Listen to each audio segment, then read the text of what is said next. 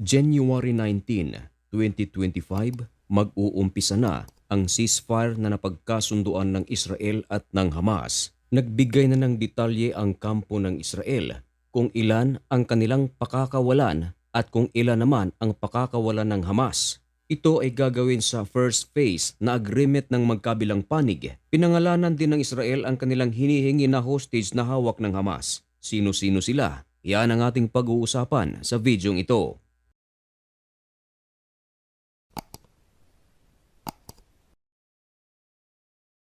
Ngayon ay January 18, 2025. Naglabas na ng balita ang The Times of Israel at dito ipinahayag nila kung ilan ang palalabasin ng Hamas. Ayon sa ulat, ine-expect ng Israel na palalabasin ang 33 na mga hostages at binigay pa ang pangalan ng mga ito. Samantala, ayon pa rin sa ulat ng The Times of Israel, kapalit ng 33 na kanilang hinihingi, ang kampo ng Israel ay magpapakawala naman ng 1,904 na mga Palestinian prisoners.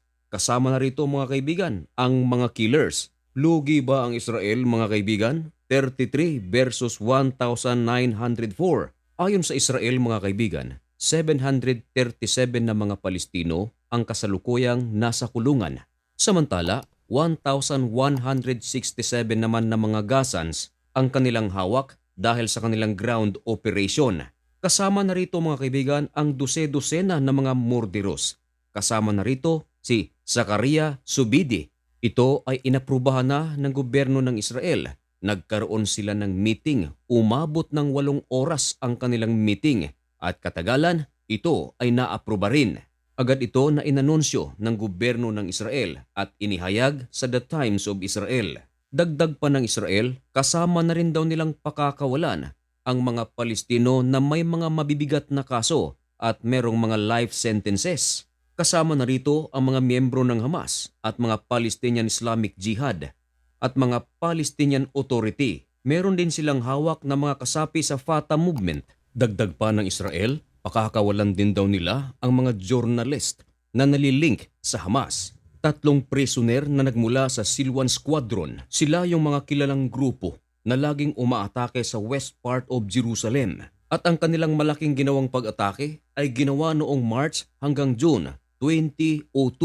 Pumatay ito ng 35 at daan-daan naman ang sugatan. Pero ngayon, pakakawalan ito ng Israel. Samantala mga kaibigan, nagbunyi ang Gaza at sa Israel may protestang nangyayari. At ang kanilang isinisigaw, bakit daw hininto ni Benjamin Netanyahu ang giyera laban sa Hamas? Masasayang daw lahat ng kanilang mga naumpisahan. Marami na ring mga sundalo ng Israel ang nasawi. Marami rin sa mga senior operatives at mga leaders ng Hamas ang napaslang at ang pinakamaraming nasawi mga kaibigan ay mga sibilyan sa Gaza. Ayon sa ibang grupo, dahil daw sa pagpayag ng Israel ng ceasefire at pagpapakawala ng maraming miyembro nito, para daw pinahihintulutan lamang ng Israel na muling magpalakas ang Hamas, muling mag-regroup at muling makapagpondo ng maraming mga armas. Magiging threat daw ito muli sa mga Hudyo at sa mga nalalapit na mga taon marahil aatake ito muli sa Israel.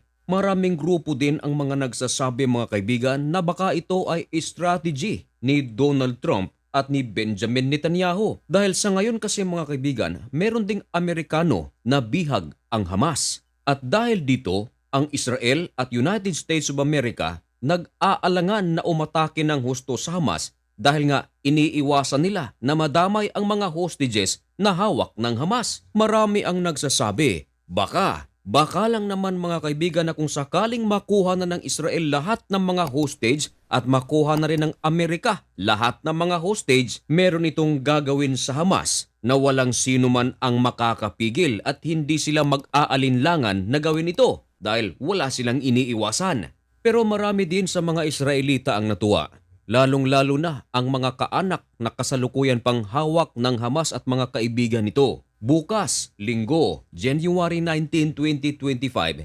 inaasahan na mangyayari na ang tinatawag na 33 humanitarian cases.